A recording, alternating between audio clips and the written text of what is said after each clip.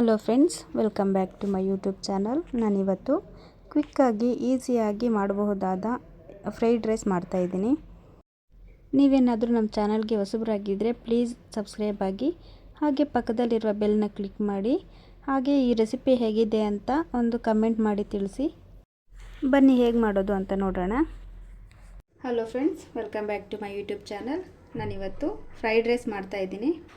ತುಂಬ ಟೇಸ್ಟಿಯಾಗಿ ಈಸಿಯಾಗಿ ಮಾಡ್ಕೋಬೋದು. ಈ ವಿಧಾನದಲ್ಲಿ ಟ್ರೈ ಮಾಡಿ ನೀವು ಒಂದ್ಸತಿ. ನಾನು ಅದಕ್ಕೆ ತೊಗೊಂಡಿರೋ ಪದಾರ್ಥಗಳು: ಕ್ಯಾರೆಟ್ 1 ಮುಕ್ಕಾಲು ಕಪ್ಪು, ಬೀನ್ಸ್ 1 ಮುಕ್ಕಾಲು ಕಪ್ಪು, ಹಾಗೆ ಅರ್ಧ ಕಪ್ಪು ಈರುಳ್ಳಿ,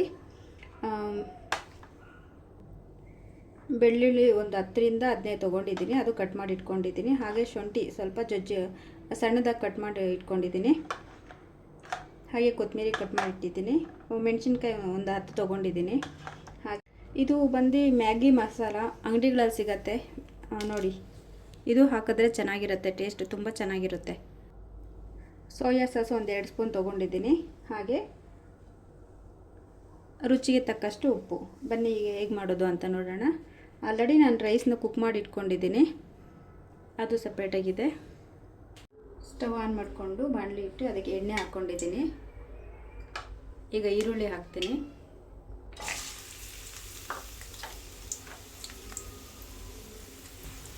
ಹಾಗೆ ಕಟ್ ಮಾಡ್ಕೊಂಡಿರೋ ಕ್ಯಾರೆಟು,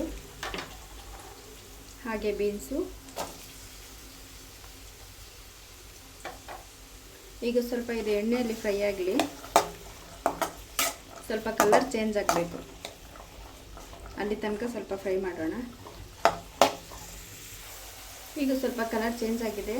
ಈಗ ಕಟ್ ಮಾಡ್ಕೊಂಡಿರೋ ಬೆಳ್ಳುಳ್ಳಿ ಹಾಕ್ತಿದ್ದೀನಿ. ಹಾಗೆ ಶುಂಠಿನ ಸ್ವಲ್ಪ ಪೀಸ್ ಮಾಡ್ಕೊಂಡಿದ್ನಲ್ಲ, ಅದು ಸೇರಿಸ್ಕೊತಾ ಇದ್ದೀನಿ. ಹಾಗೆ ಈಗ ಹಸಿಮೆಣಸಿನ್ಕಾಯಿ ಸೇರಿಸ್ಕೊತಾ ಇದ್ದೀನಿ.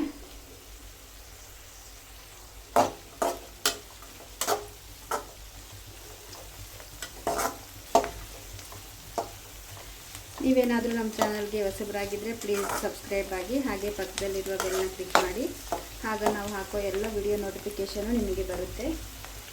ಹಾಗೆ ಈ ವಿಡಿಯೋ ಏನಾದರೂ ಇಷ್ಟ ಆಗಿದ್ದರೆ ಒಂದು ಲೈಕ್ ಕೊಟ್ಟು ಕಮೆಂಟ್ ಮಾಡಿ ತಿಳಿಸಿ.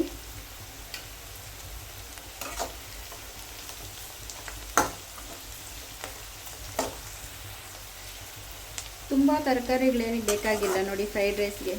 ಈಗ ಉಪ್ಪು ಸೇರಿಸ್ತಾ ಇದ್ದೀನಿ ನೋಡಿ. ಈಗ ಮ್ಯಾಗಿ ಮಸಾಲ ಕೂಡ ಇವಾಗಲೇ ಸೇರಿಸ್ತಾ ಇದ್ದೀನಿ ಎಣ್ಣೆಗೆ.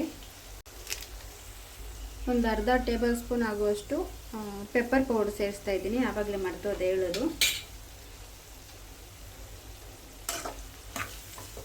ಇವಾಗ ಇದೆಲ್ಲ ಮಿಕ್ಸ್ ಮಾಡ್ಕೊಳ್ಳೋಣ. ಚೆನ್ನಾಗಿ ಫ್ರೈ ಆಗಿದೆ ಇವೆಲ್ಲ. ಈಗ ಇದಕ್ಕೆ ರೈಸ್ ಸೇರಿಸ್ಕೊಳ್ಳೋಣ.